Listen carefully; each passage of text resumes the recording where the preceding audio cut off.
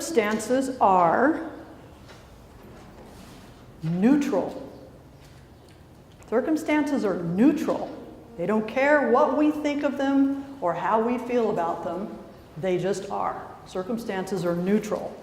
So how I experience them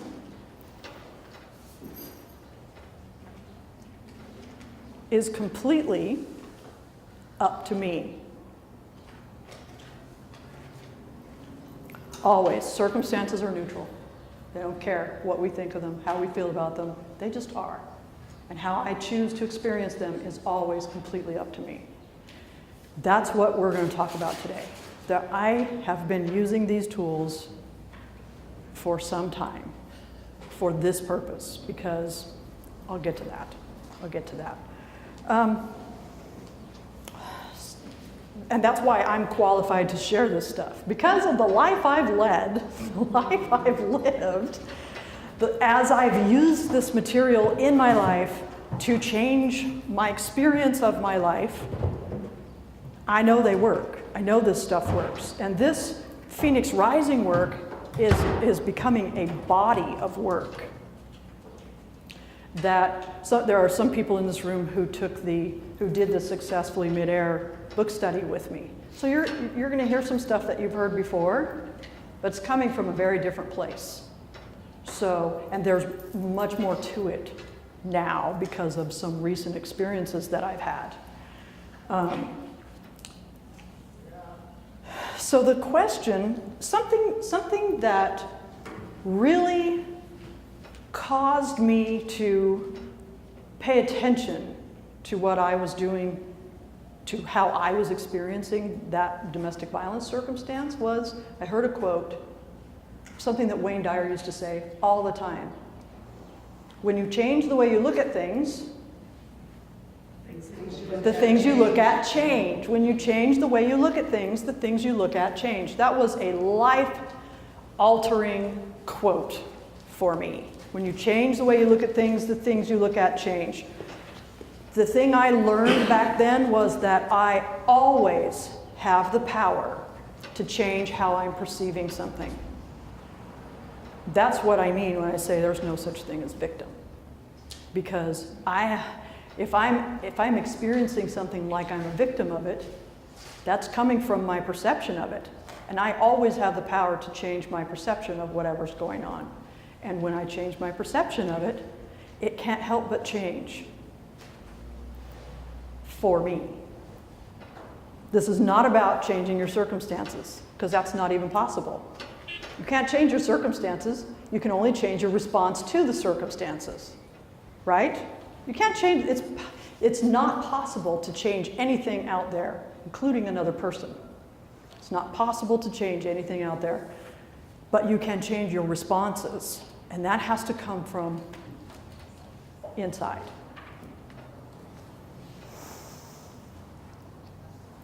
So,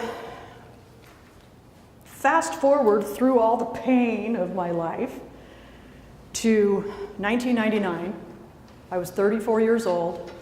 I was in my very last abusive relationship, although I did not know that at the time.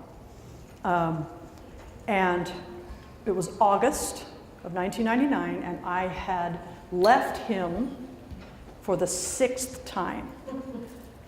For the 6th time, I had left him. My friend, who's like a second mom to me, she had opened her home to me.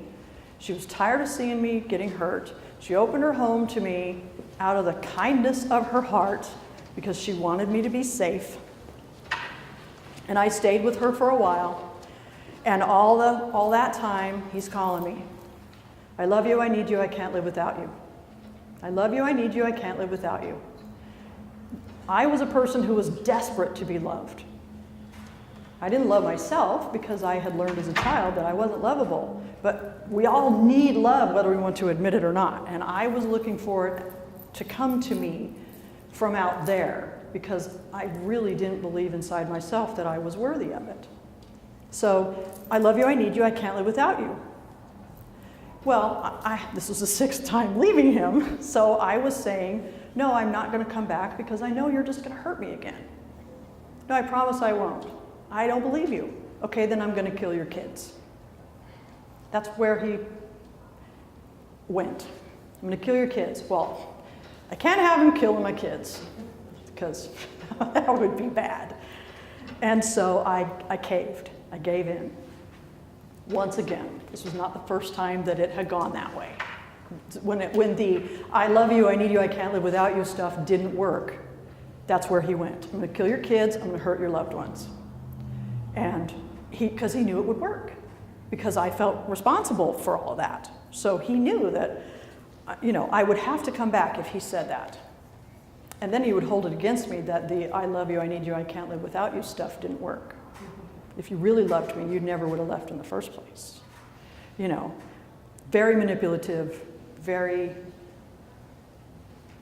painful, ugly. It was an ugly relationship. So that's what he did. He talked me into coming back. And he came to pick me up from her home. And as I was walking out the door, this person that I loved said to me, "Get a backbone." And I went, "But I'm a victim. What do you mean, get a back?" It was very hurtful. Hurt my feelings when she said that. "But I'm a victim. I'm powerless. I'm helpless. Don't you know that?" I left and I went home with him, but I didn't forget her saying that to me. And what happened, I've been trying to figure this out for years. What was the turning point for me? And I just recently figured it out, that was it. When she told me, "Get a backbone," something clicked.